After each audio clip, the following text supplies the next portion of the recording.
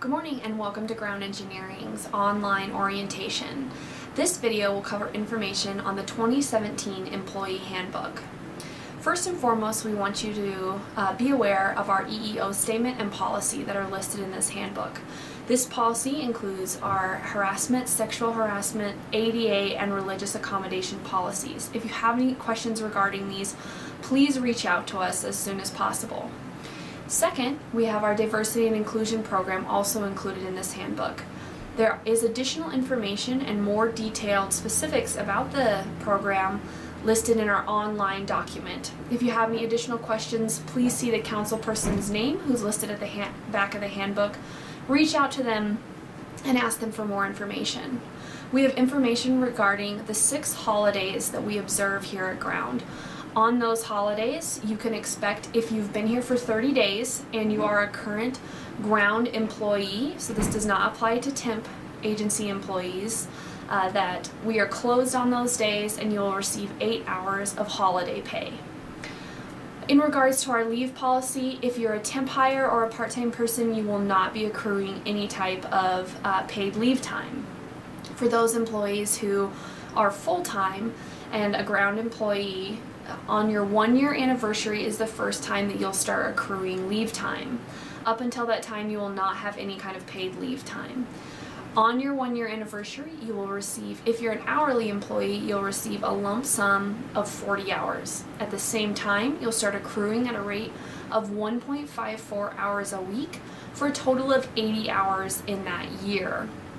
It depends on if you're an hourly, an FSFH, or salary employee, and then as the length of time that you're here at Ground increases, so does your accrual rate. Please see that list that's listed in the handbook for any other information. Unpaid leave. If you need to take any unpaid leave time between that first year or following, please just make sure that you're communicating with your supervisor and letting them know as soon as possible. For both paid and unpaid leave time, you need to be filling out an actual leave request on paper, and you'll be submitting that to your supervisor. Please take note of the Pregnant Workers Act information. If you have any questions regarding that, please reach out to HR. FMLA is also included in that, the Family Medical Leave Act. There's 2 or 3 pages that covers all the information, including employer responsibilities and employee responsibilities, what type of situations fall under FMLA, and any other questions you might have. A few things regarding that, just make sure that you understand that in order to be eligible for Family Medical Leave Act or the 12 weeks of unpaid job protected time, you have to have been employed with Ground 12 months prior to the incident that falls under FMLA and have at least 1,250 hours during that 12-month period. As far as paydays go, we do get paid every Friday, so you will receive a weekly paycheck. On that paycheck, if you have any questions regarding withholdings or anything like that, please reach out to HR or our VP, Jason Goodman, as soon as possible. You will receive a direct deposit pay stub that goes to your personal email. If you'd like that to be your Ground email, please reach out to HR and let them know as soon as possible, but we prefer that to go to your personal email account. In order to open that pay stub, you have to have a password. Your password is going to be the last 4 digits of your social security number and the year you started with us. So it'll be an 8-digit number. You have to enter it in order to access that PDF file, and it will prompt you for it. If you haven't received a pay stub by Thursday or by Thursday of each week, please let HR know so we can check and make sure that there's not something wrong with your email or what we have. Do check your spam, make sure that it's not in there as well. Sometimes it doesn't go through, but make sure to search for the direct deposit stub on your email account first. Timesheets, please make sure you're turning in a weekly timesheet. and filling out all of your time card correctly, getting that turned into your supervisor. You will clock in and out manually at ground on our time punch and submit that at the end of the week as soon as you're done. So if your last day is Friday, you need to have that timesheet into your supervisor on Friday. If you're working a Saturday, you can go ahead and get it turned in on Monday, but please make sure you're turning in your timesheet on time. As far as our communication systems go in regards to our internet, email, anything along those lines, the two main things we ask is, first and foremost, if you're using our stuff, please make sure you're using it for company business only, and the second is that you're being professional at all times. Along those lines, we do have a social media informational in there as well. Just know that we strongly discourage you from being on social media while at work or on the clock. But if for any reason you decide to do that, just know that ultimately you're responsible for anything that you post online. Ground will not be held liable if you decide to post things that could cause potential litigation.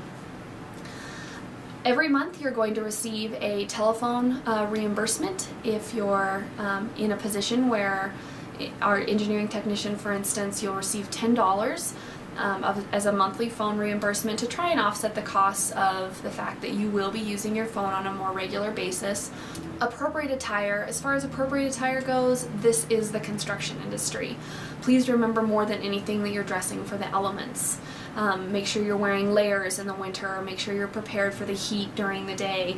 A few things during the summer: no shorts, always please. Pants, and no cutoffs.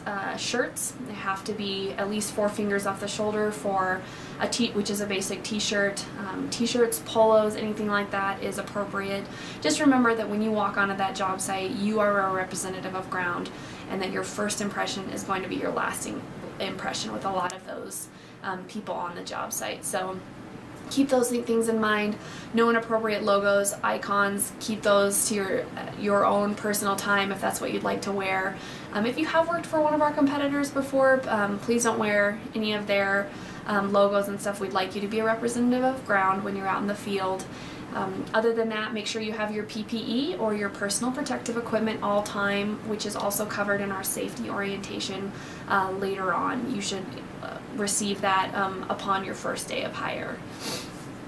Performance reviews. We do strive to do at least one formal performance review a year, and it usually happens in November-December time.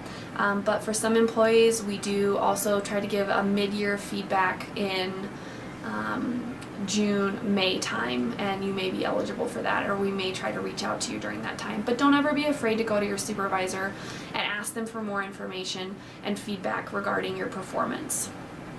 As you'll see at the back of the employee handbook, there's a list of names of anyone who's been mentioned in the employee handbook, and all of their information to reach out to them. This includes our EEO officers, diversity and inclusion council members, health and safety coordinator, training manager, HR, and then our human resources department, and who all is included in those. If you have any questions in these specific areas, don't be afraid to reach out to these people. Thank you, and welcome to Ground.